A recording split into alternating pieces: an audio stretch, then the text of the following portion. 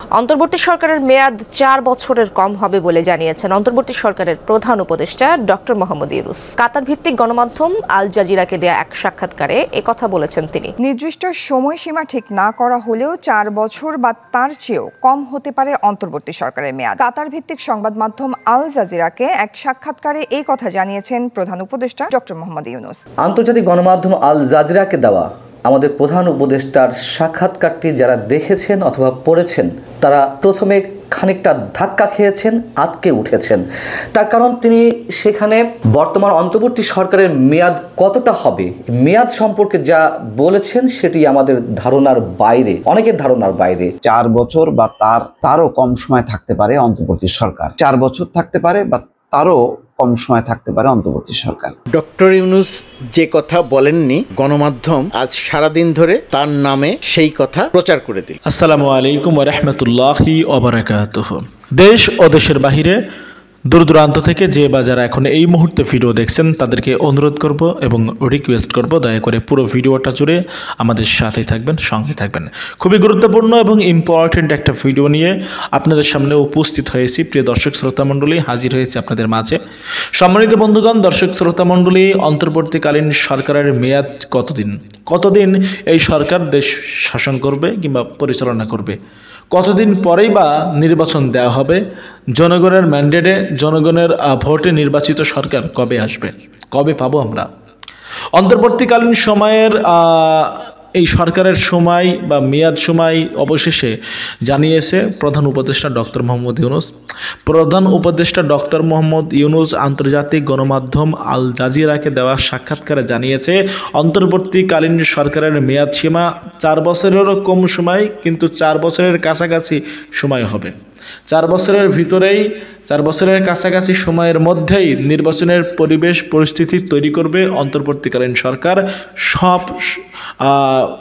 সুষ্ঠু স্বাভাবিকভাবে গুছিয়ে সব কিছু সংস্কার করার পরেই কিন্তু নির্বাচনের একটা পরিবেশ তৈরি হবে, এবং নির্বাচনের পরিবেশ তৈরি হলে অন্তর্বর্তীকালীন সরকার নির্বাচন দিবে। কিন্তু এই সময়টা লাগবে, যে সময়টা সেটি হচ্ছে ৪ বছরের কাছাকাছি একটা সময় প্রয়োজন, তিনি বলেছেন স্পষ্টভাবে। চলুন কথা না বাড়িয়ে অন্তর্বর্তীকালীন সরকারের মেয়াদ নিয়ে কিভাবে আলোচনা হচ্ছে আমরা সেটা দেখি, তারপরে কথা বলি। অন্তর্বর্তী সরকারের মেয়াদ ৪ বছরের কম হবে বলে জানিয়েছেন অন্তর্বর্তী সরকারের প্রধান উপদেষ্টা ডক্টর মোহাম্মদ ইউনূস। কাতার ভিত্তিক গণমাধ্যম আল জাজিরাকে দেয়া এক সাক্ষাৎকারে একথা বলেছেন তিনি। আজারবাইজানের রাজধানী বাকুতে অনুষ্ঠিত জাতিসংঘের জলবায়ু সম্মেলন COP29 এর সাইডলাইনে আল জাজিরাকে সাক্ষাৎকার দিয়েছেন ডক্টর মোহাম্মদ ইউনূস। রোববার সাক্ষাৎকারের ভিডিওটি সম্প্রচার করেছে আল জাজিরা। সাক্ষাৎকারে জলবায়ু পরিবর্তনের প্রভাব নিয়ে আলোচনার পাশাপাশি বাংলাদেশের চলমান সংস্কার প্রক্রিয়া, আগামী নির্বাচন, কূটনৈতিক সম্পর্ক নিয়ে কথা বলেছেন তিনি। সাক্ষাৎকারে উঠে আসে বাংলাদেশের অন্তর্বর্তী সরকারের সময়সীমা প্রসঙ্গটিও।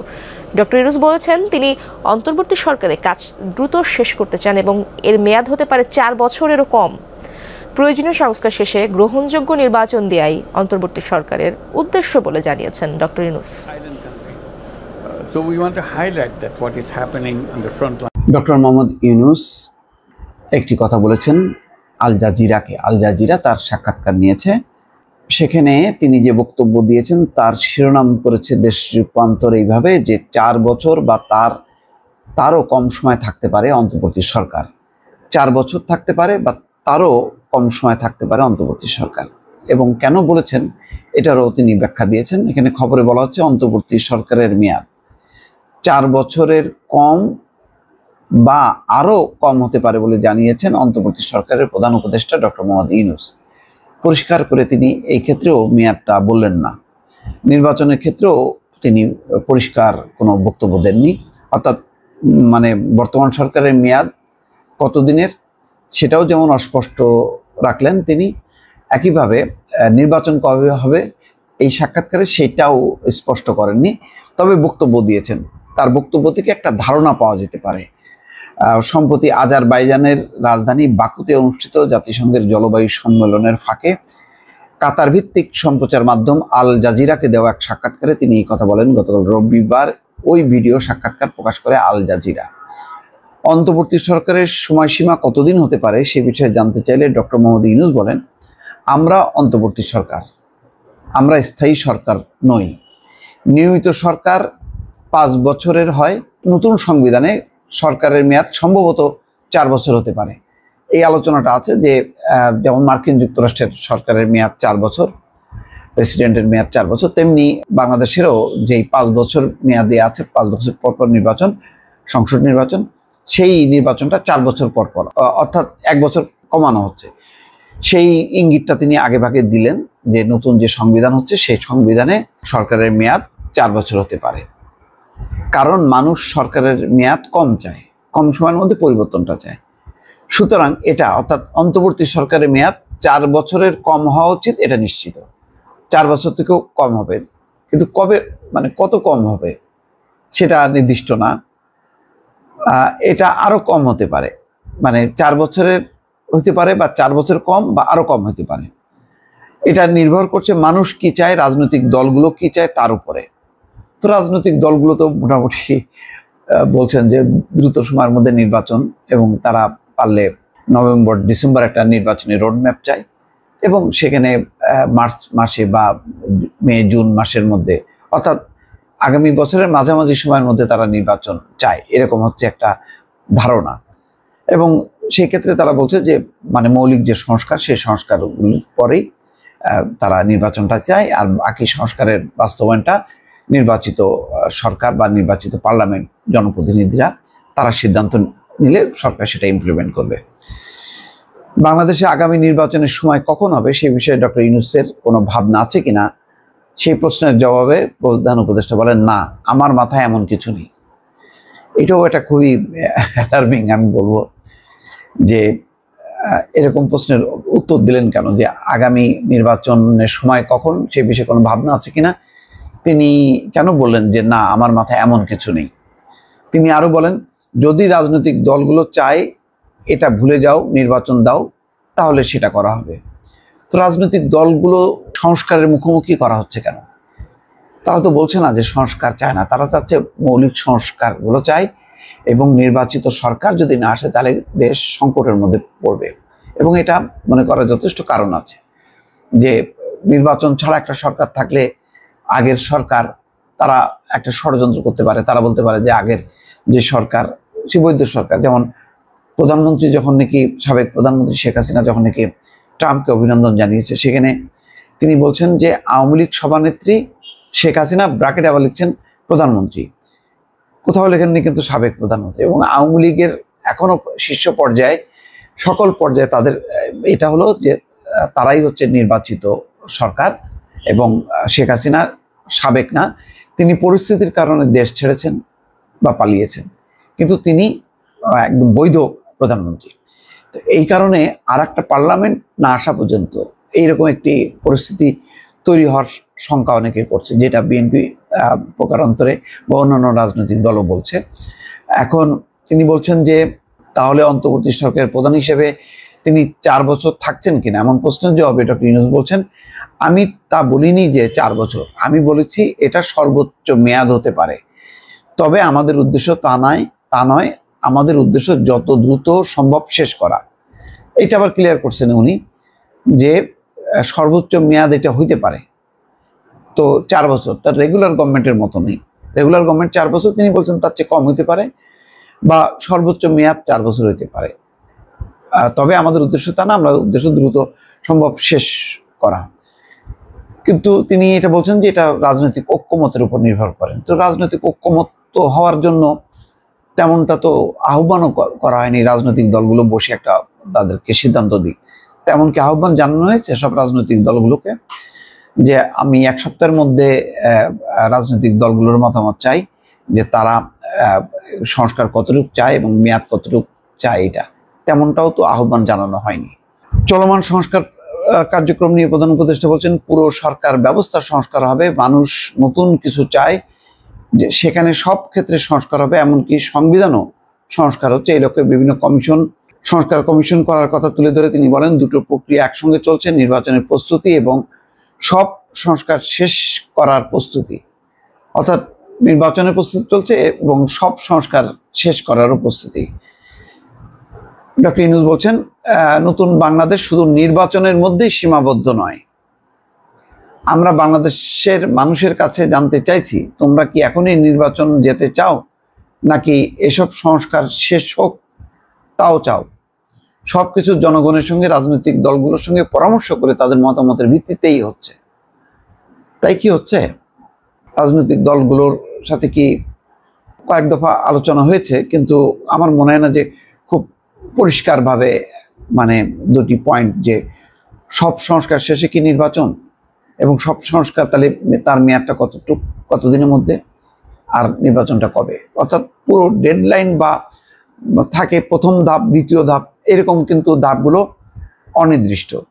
ফলে সবকিছু মিলায় রাজনৈতিক দলগুলোর মধ্যেও কিন্তু এক ধরনের ধোঁয়াশা তৈরি হচ্ছে। অন্তর্বর্তী সরকারের সঙ্গে রাজনৈতিক দলগুলোর কিন্তু একটা দূরত্ব তৈরি হচ্ছে এইভাবেই। দর্শক ভালো থাকবেন, আল্লাহ হাফেজ। দর্শক, আমি মোটামুটি নিশ্চিত যে আন্তর্জাতিক গণমাধ্যম আল জাজিরাকে দেওয়া আমাদের প্রধান উপদেষ্টার সাক্ষাৎকারটি যারা দেখেছেন অথবা পড়েছেন, তারা প্রথমে খানিকটা ধাক্কা খেয়েছেন, আটকে উঠেছেন। তার কারণ তিনি সেখানে বর্তমান অন্তর্বর্তী সরকারের মেয়াদ কতটা হবে, মেয়াদ সম্পর্কে যা বলেছেন সেটি আমাদের ধারণার বাইরে, অনেকের ধারণার বাইরে।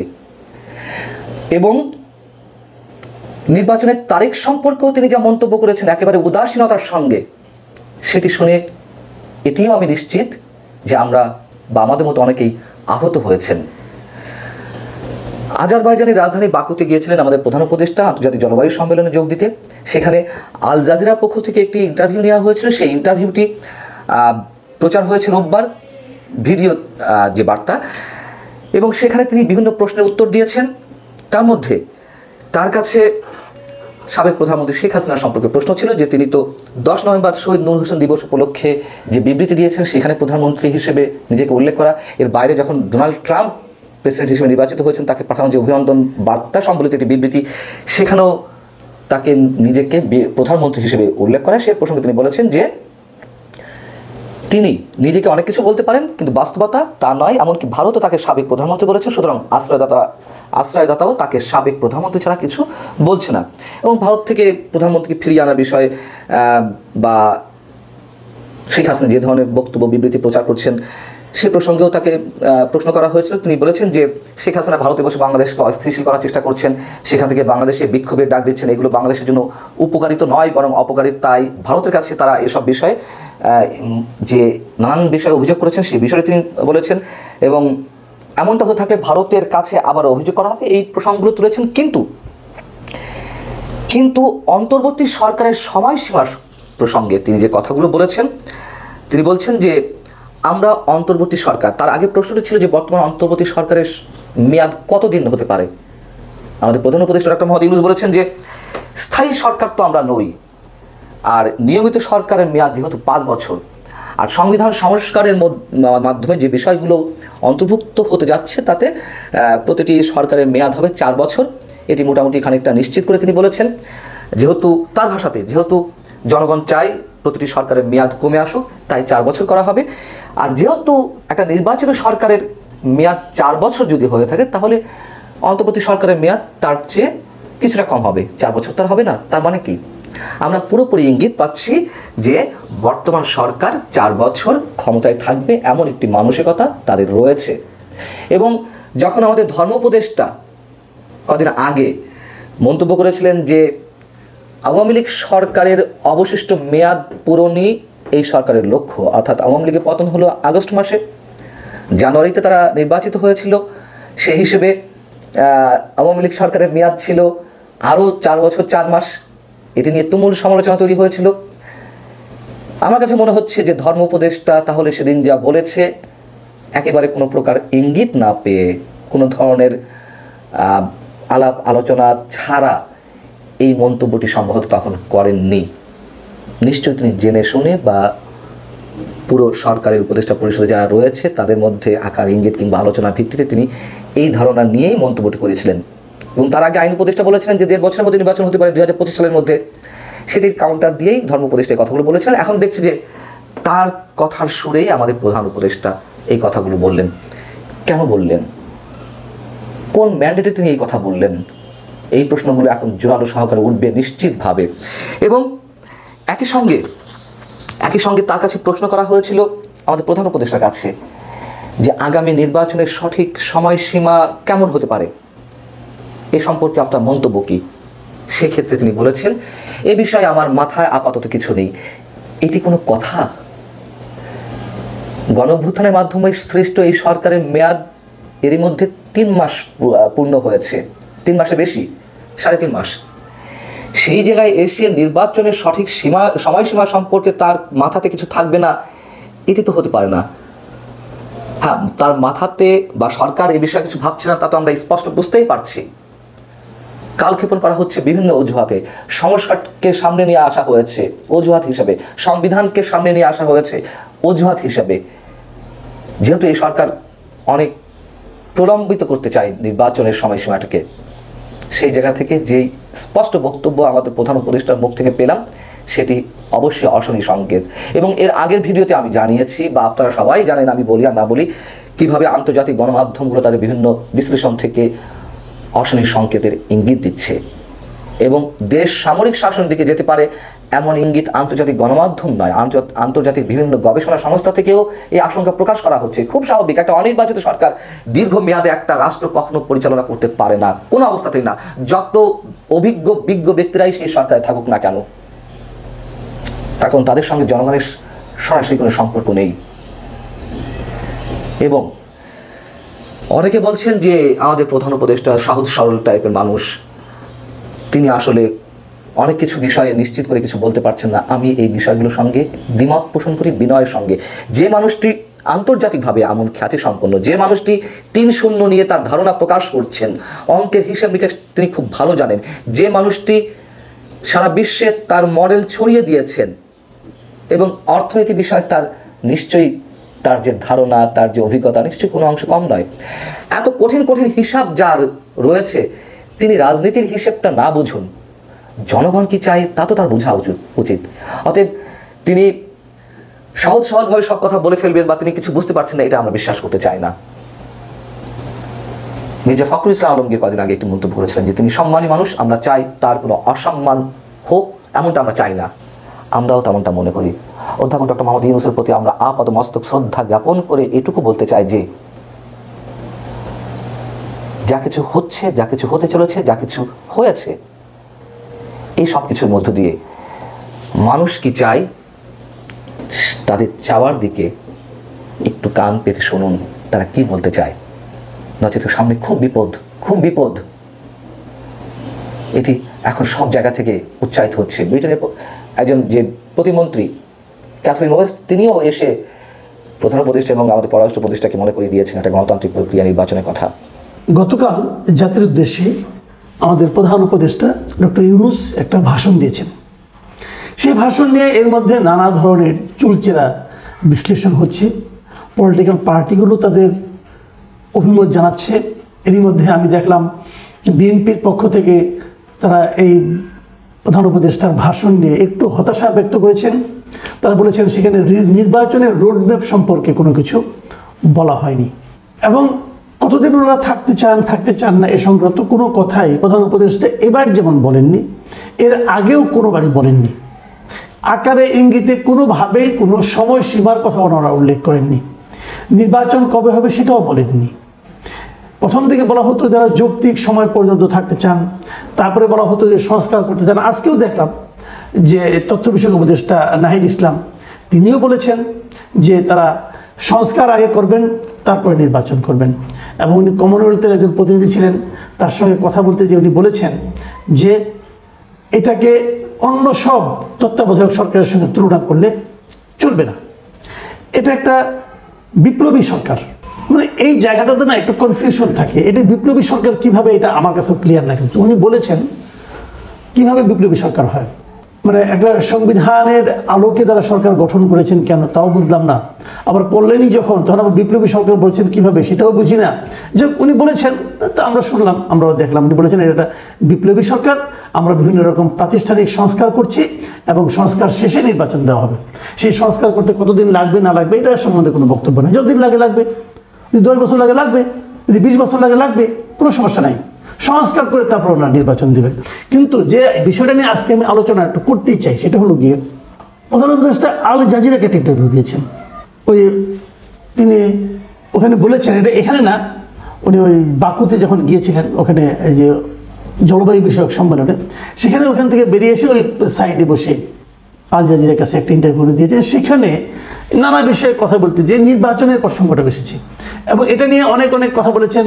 আমি আজকে সকালে দিকে দেখলাম কেউ বলছেন এভাবে যে উনি 4 বছর থাকতে, এই সরকারের মেয়াদ 4 বছর হতে পারে, এই সরকার মানে অন্তর্বর্তীকালীন সরকারের মেয়াদ 4 বছর হতে পারে, এরকম একটা ইঙ্গিত উনি দিয়েছেন। তো আমি ইন্টারভিউটা পুরো দেখলাম, তো আমার কাছে মনে হলো উনি এই কথা কোথাও বলেননি। উনি কোথাও বলেননি যে সরকারের মেয়াদ 4 বছর হবে, বরঞ্চ যে কথাগুলি উনি বলেছেন আমার কাছে এই কথাগুলি বড় ইন্টারেস্টিং মনে হলো এবং মনে হলো যে এগুলো আলোচনা করা যায়। উনি বলেছেন যে নির্বাচন অল্প সময়ে হবে, এরকম কথা কেউ বলেনি। এগুলো ওনার প্রথম বক্তব্য, মানে নির্বাচন খুব দ্রুত হবে এমন কথা তার সরকারের কেউ কখনো বলেনি, উনি নিজেও বলেননি। আমরা এখান থেকে একটা ইনফরমেশন পেলাম, নির্বাচন খুব দ্রুত হবে না। তারপরে উনি বলেছেন এই সরকারের প্রধান কাজ হচ্ছে সংস্কার করা, নির্বাচন নয়, কিন্তু প্রধান কাজ হলো সংস্কার করা। ছাত্ররা লড়াই করেছে নতুন বাংলাদেশের জন্য, কেবল একটা নির্বাচন করলেই নতুন বাংলাদেশ আসবে না। একদম বেসিক কথাটা কিন্তু আমরা জেনে গেলাম যে এই সব ছাত্ররা আন্দোলন করেছে কিন্তু নতুন বাংলাদেশটা গড়বে এবং নতুন বাংলাদেশটা নির্বাচন করলেই চলে আসবে, সেটা ঠিক নয়। অতএব এর জন্য দরকার একটা সংস্কার। তারপরে আরো বলেছেন দুটো কাজ আসলে সমান্তরালভাবেই চলছে। কোনটা কি দুটো কাজ? এক হলো নির্বাচনের প্রস্তুতি, আর এক হলো সংস্কারের প্রস্তুতি। এখন প্রশ্ন হলো যে উনি বলতে চাচ্ছেন যে আমি এই দুটো যখন চলবে, এবং তারপরে বলছেন যে আমি মানুষকে জিজ্ঞাসা করব আপনারা কি এখনই নির্বাচন চান নাকি আগে সংস্কার তারপর নির্বাচন চান, এটা উনি মানুষকে জিজ্ঞাসা করবেন। সে আমার প্রশ্ন হলো আপনি মানুষকে কিভাবে জিজ্ঞাসা করবেন? মানুষকে জিজ্ঞাসা করার কি পদ্ধতি আপনার কাছে আছে? এই বিষয়টা আমাকে একটু ক্লিয়ার করেন, আমরা একটু বুঝতে চাই যে আপনি কোন প্রক্রিয়ায় বুঝবেন যে মানুষ কি চায়। আপনার সচিবরা যদি বলে মানুষ চায় নির্বাচন আর 20 বছর পরে হোক, আপনি বিশ্বাস করবেন? আপনার অন্যান্য উপদেষ্টারা যদি ওনাদেরকে জিজ্ঞাসা করেন, ওনারা বলবে মানুষ তো নির্বাচন চাই না, মানুষ চাই যে আমরাই অনন্তকাল থাকি, আপনি বিশ্বাস করবেন? মানুষ আসলে কি চায়? আপনি বললেন যে মানুষ চায় নির্বাচন 5 বছর পরে হবে, আমি কি করে বুঝবো যে আসলে মানুষ চায়? আমরা কিন্তু আগেও শুনেছি অনেক কথা, আমরা কিন্তু আগেও শুনেছি যে এই বিভিন্ন সরকার এক একটা করে অপকর্ম করতেন, বলতেন মানুষ এটা চায়, আমি মানুষের ম্যান্ডেট নিয়ে এসেছি। এখন কে গুনবে যে কয়টা মানুষ চায় আর কয়টা মানুষ চায় না? কোনো পদ্ধতি আছে? পদ্ধতি নেই। তাহলে আপনি কি করে বলবেন যে মানুষ যদি চায় নির্বাচন সংস্কার দরকার নাই, খালি নির্বাচন হোক, তাহলে আমরা তাই করবো? আরেকটা জায়গায় উনি বলেছেন যে আমরা নিজেরা কিছু তাদের উপর চাপিয়ে দিচ্ছি না, তারা যদি বলে আমরা আগে নির্বাচন চাই তাহলে তাই দিব।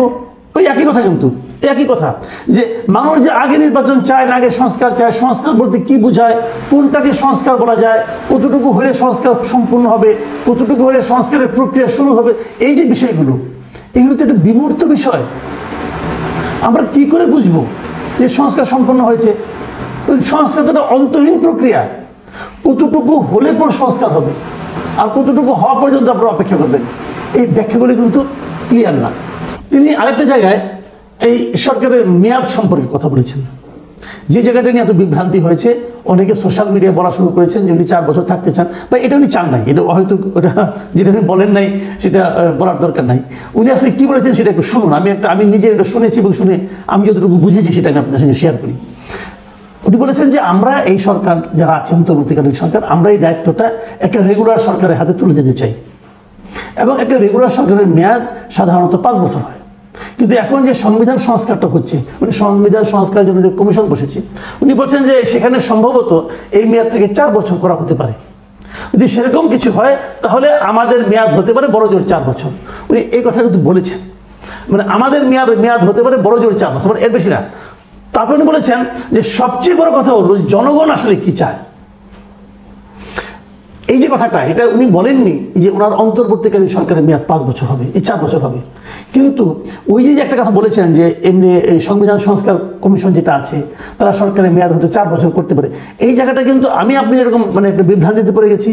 আল জাজিরা যে সাংবাদিক ইন্টারভিউ নিয়েছিলেন উনিও কিন্তু একটা বিভ্রান্তিতে পড়ে গিয়েছিলেন বলেই উনি তখনই প্রশ্ন করছেন যে তাহলে আপনি বলতে চাচ্ছেন যে আপনারা 4 বছর থাকবেন। উনি কিন্তু পাল্টা প্রশ্নটা করেছেন। তার মানে ডক্টর ইউনূসের আগের বক্তব্যটা খুব একটা স্পষ্ট ছিল না, থাকলে ওই ভদ্রলোক এই প্রশ্নটা পাল্টা করতেন না। তো তখন এটাকে ইউনূস সাহেব আবার ক্লিয়ার করলেন, ক্লিয়ার করে বললেন যে না, আমি তা বলিনি, আমি বলিনি যে অতদিন থাকবো, বরং বলেছি এটাই হয়তো হবে মেয়াদ, কেউ সর্বোচ্চ এই সময় থাকতে পারবে, কিন্তু আমাদের লক্ষ্য সেটা নয়। আমরা অতদিন থাকতে চাই না।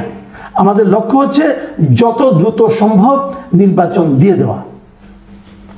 তখন থেকে আবার উনি পাল্টা প্রশ্ন করেছিলেন যে আপনি নিজে নির্বাচন করবেন কিনা। তো ডক্টর ইউনূস বলেছেন আমি নিজে নির্বাচন করব না, আমি নিজে যে কাজটা করছিলাম আমি সেই কাজটাই করে এনজয় করছি। মানে ওনার যে গ্রামীণ ব্যাংক অথবা ওনার যে 3.0 যে থিওরি বর্তমানে দিচ্ছেন অথবা সোশ্যাল বিজনেস, উনি ওটাই করবেন। এবং উনি বলছেন যে আমার জীবনের শেষ প্রান্তে এসে আমি সেই জায়গা থেকে সরে যাব না। তবে উনি নির্বাচন করবেন না, ওনার কোনো রাজনৈতিক উচ্চাভিলাষ নেই, এটা কিন্তু ক্লিয়ার। কিন্তু প্রশ্ন যেটা হলো, যে প্রশ্নটা নাকি সবসময় উঠছে, আপনি তো সংস্কারটা করবেন, সংস্কার করতে কতদিন লাগতে পারে? এই প্রশ্নটাকে দেশের মানুষ জানতে চাইতে পারে না? চাইতে পারে। কারণ আপনি দেখেন একটা কাজ, ধরেন একটা বিল্ডিং আপনি করবেন, যদি আপনি যোগ্য লোকের হাতে দেন তাহলে যতদিন লাগবে, যদি অযোগ্য লোককে হাতে দেন তাহলে সেই বিল্ডিংটা করতে তার চেয়ে 3 বছর সময় বেশি লাগাই দেবে। কিন্তু তাহলে আপনি এই সংস্কারের কাজগুলি যাদেরকে দিয়েছিলেন সেই লোকগুলি কি খুব যোগ্য লোক? এই প্রশ্নটা কিন্তু উঠবে, এবং এই প্রশ্নটা অলরেডি উঠেওছে, আমি নিজেও উঠিয়েছি। যে অনেকগুলো সংস্কার কমিশন আমি দেখেছি যেগুলোকে আমার কাছে আপ্লুত মার্ক মনে হয় নাই। যেমন ধরুন সর্বশেষ একটা কথা বলি, আজকে দেখলাম গণমাধ্যম সংস্কার কমিশন একটা হয়েছে। এই গণমাধ্যম, আমি নিজে একজন গণমাধ্যম কর্মী, আমি প্রায় 3 দশকের বেশি সময় গণমাধ্যমের সঙ্গে আছি। যে কমিটিটা হয়েছে গণমাধ্যমের, আমি দায়িত্ব নিয়ে বলতেছি, এটা একটি যাচ্ছেতাই কমিটি হয়েছে। এই কমিশন গণমাধ্যম সংস্কারের জন্য কি সুপারিশ করবে এটা আমার কাছে ক্লিয়ার না। এটা কিছুই হয়নি, জোড়াতালি মার্কে একটা কমিশন হয়েছে। যিনি প্রধান আছেন অথবা উনি হয়তো ভেবেছেন যে এই কমিশনে এমন কাউকে নেওয়া যাবে না যে আমাকে প্রশ্ন করতে পারে, কারণ উনি নিজেই যে দেশে থাকেন না, বিদেশ থেকে আসছেন, এসে উনি এটা সভাপতি হয়েছেন, চেয়ারম্যান হয়েছেন, এবং উনি দেখে দেখে বেছে বেছে জি হুজুর টাইপের লোকগুলিকে নিয়ে উনি একটা কমিশন করেছেন। কারণ এই প্রত্যেকটা লোককে আমি চিনি। তো অন্যান্য কমিশনে একই অবস্থা, খুব ভালো কিছু কমিশন হয় নাই। এই কমিশনগুলো সংস্কার করবে, যে সংস্কার সবগুলো পলিটিক্যাল পার্টি দেশের মানুষ মানবে, মানার পর আপনি নির্বাচন দিবেন। ভাই সেই দিল্লি কত দূর বলা বড় কঠিন।